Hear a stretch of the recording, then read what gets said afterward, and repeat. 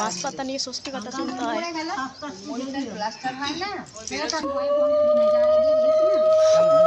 কোন এক দেশে বুড়ো বামুন মুখটা বিন্দি ঠাকুর ছিল খুব ঠাকুর দেবতার ওপর নিষ্ঠা। সে ছেলে বউ নাতি নাতনিদের নিয়ে বেশ সুখেই দিন কাটাচ্ছিল। একবার মাঘ মাসে শীতল ষষ্ঠীর দিন খুব কনকনে ঠান্ডা পড়ায় বিন্দি ঠাকুর শীতে কাতর হয়ে ব্রত পালন করতে পারল না। সে বেশ করে লেপ চাপা দিয়ে বিছানায় পড়ে রইল। তার নাতি নাতনি